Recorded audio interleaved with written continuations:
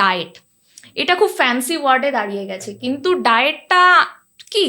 সকাল থেকে রাত অবধি কি খাচ্ছি সেটাই ডায়েট। আমরা সেটাকেই একটা নাম দিয়ে দিয়েছি যে হ্যাঁ হেলদি খাবার বা ক্লিন খাবার দাবার খাওয়ার নামই হচ্ছে ডায়েট। আলটিমেটলি কিন্তু তা নয়।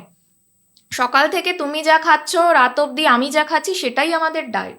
তো আমি যদি সেখানে বাজে খাবারও রাখলাম, খারাপ যে জিনিসগুলো আছে বা প্রসেসড ফুড বা সল্টি ফুড যেগুলো বা জাঙ্ক ফুড যেগুলো আছে সেগুলোকেও রাখলাম, যতটুকু যার ইচ্ছা মানুষ রাখছে।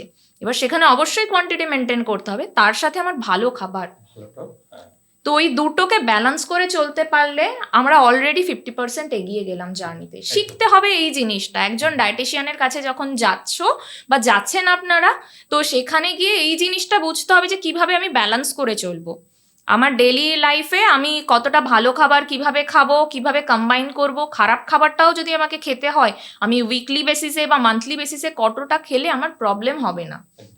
আর একটা জিনিস আমি এখান থেকে বলতে চাই, আমার পেশেন্টদেরই মানে জার্নিটা আমি লক্ষ্য করে দেখেছি যে তারা হয়তো আমি যেটা বলছি, হয়তো আমি বলছি যে তোমরা 50 গ্রাম মতন করে রাইস খাবে, তারা হয়তো চলো ঠিক আছে ম্যাম বলেছেন আমার তো ওয়েট লসের জার্নি, আমি সেটাকে 30 গ্রাম করে নিই। তো সেক্ষেত্রে কি হয়, তাদের শরীরটা উইক হয়ে পড়ে, তাদের মাঝে মধ্যে মনে হচ্ছে যে মাথা ঘোরাচ্ছে প্রচন্ড, ব্লাড প্রেশারটা লো হয়ে যাচ্ছে, এই জিনিসগুলো হয়। তো আমি অলওয়েজ বলি যে কোয়ান্টিটি আমি যেটা বলেছি তার কম করো না, তার থেকে বেশি হয়ে যাচ্ছে সেটা ম্যানেজেবল, কম করলে তোমার ক্ষতি হবে।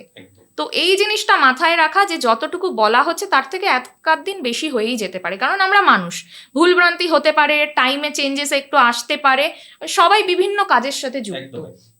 কেউ হাউসওয়াইফ রয়েছে, কেউ হয়তো বাইরে বেরোচ্ছে কাজ করতে, বাচ্চা সামলাতে হচ্ছে, তো একটু উল্টো পাল্টা হবে, একটু হতে পারে, বাট তোমাকে চেষ্টা করতে হবে। আর এই ভুলগুলো করা যাবে না।